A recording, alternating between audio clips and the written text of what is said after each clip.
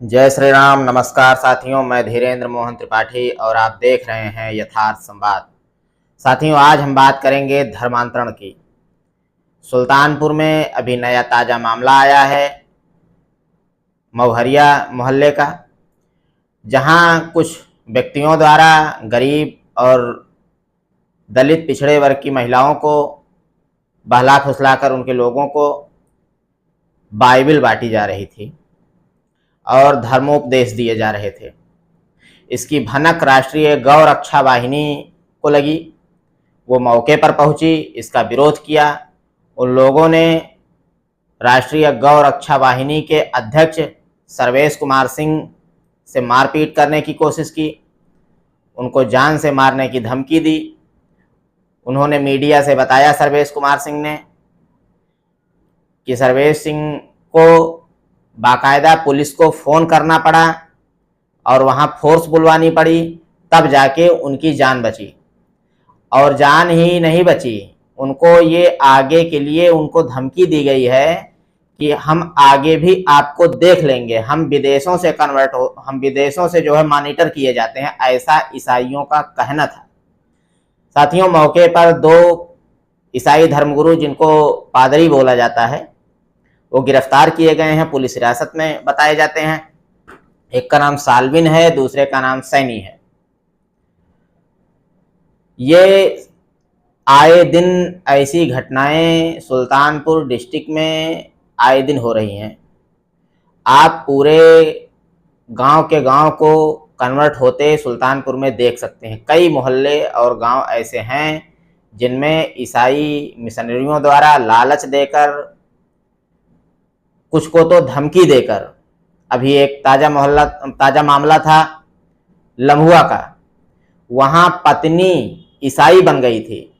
वो पति को बाकायदा धमकी देकर किसी पादरी से वो धमकी दिलवा रही थी कि तुम भी ईसाई बन जाओ, और जब पति ने मना कर दिया तो उसके ऊपर जो है घरेलू उत्पीड़न और ये दहेज प्रथा इत्यादि का मुकदमा लगाकर उसको फंसाने की कोशिश भी की। ये तो किस्मत अच्छी थी उस व्यक्ति की कि वो बच गया, नहीं तो उसको और लेने के देने पड़ जाते। आए दिन इस तरीके से घटनाएं, धर्मांतरण की बातें। अभी पखरौली में भी एक पकड़ा गया था मामला। ये ऐसे गरीब लोगों को, पिछड़ों को, दलितों को आसानी से अपने जाल में फंसाकर, उनको लालच देकर, उनको पैसा देकर, और नहीं माने तो फिर धमकी देकर, इस तरीके का परिवर्तन कराया जा रहा है। इस तरीके की घटनाएं निरंतर बढ़ रही हैं।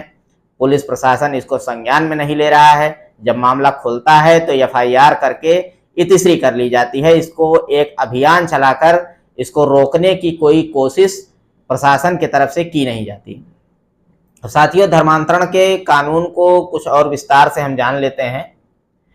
धर्मांतरण का कोई केंद्र स्तर पर कानून नहीं है, लेकिन भारतीय संविधान जो है वो अनुच्छेद 25 में एक प्रावधान करता है, जिसके तहत नागरिकों को धर्म की स्वतंत्रता का अधिकार है। हर व्यक्ति को अपने धर्म का पालन करने, उसका प्रचार प्रसार करने का अधिकार है, लेकिन उसमें पाबंदी भी है।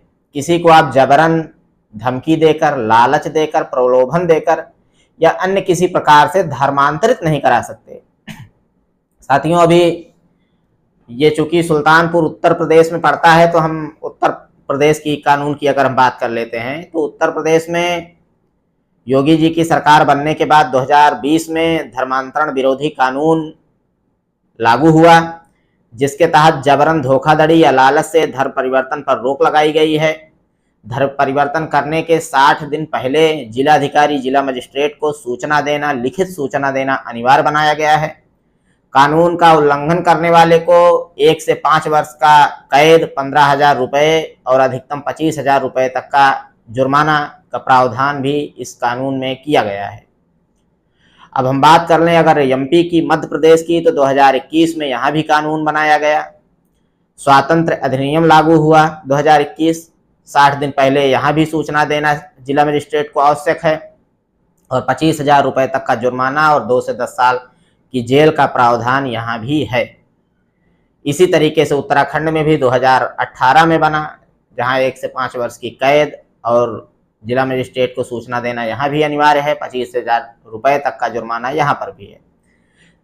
पूरे देश में अगर हम बात करें तो उड़ीसा में 1967 में उड़ीसा धार्मिक स्वतंत्रता अधिनियम बनाया गया 1967 में, और इसके तहत धोखाधड़ी या लालच से किसी का धर्म परिवर्तन कराना गैर कानूनी माना गया और इसके तहत सजा का प्रावधान भी किया गया।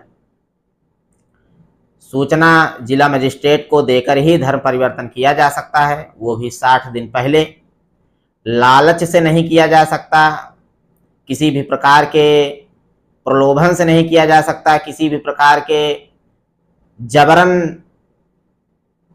जबरन नहीं कराया जा सकता धर्म परिवर्तन। बावजूद इसके यह पूरे भारतवर्ष में धड़ल्ले से फैल रहा है, पूरे भारतवर्ष में। चाहे आप पूर्वोत्तर के राज्यों को देखें या आदिवासी राज्यों को आप देख लें, छत्तीसगढ़ वगैरह में या झारखंड वगैरह में, सुल्तानपुर में भी आए दिन इस प्रकार का कृत्य धर्मांतरित कराने का कृत्य आए दिन पकड़ा जा सकता है। पूरे गांव के गांव को ईसाई बना दिया गया है, लेकिन प्रशासन इस पर मौन साधे हुए है। जब यह मामला उठता है, तूल पकड़ता है, तो थोड़ी सी कार्यवाही हो जाती है और फिर मामला शांत हो जाता है, और जब मामला शांत हो गया तो उसके बाद फिर कोई वही नहीं बनता। इसको रोकने की आवश्यकता है, इसको मुहिम चलाकर रोकने की आवश्यकता है। जब तक इसके लिए मुहिम नहीं चलाई जाएगी, बाकायदा इसके लिए इसको चेक नहीं किया जाएगा कहाँ कैसे हो रहा है, इसका पूरा डेटाबेस नहीं तैयार किया जा रहा है, किया जाएगा, तब तक ये रुकने वाला नहीं है। धर्मांतरण का तो सच्चाई ये है कि धर्मांतरण का कोई डेटाबेस सरकार के पास है ही नहीं।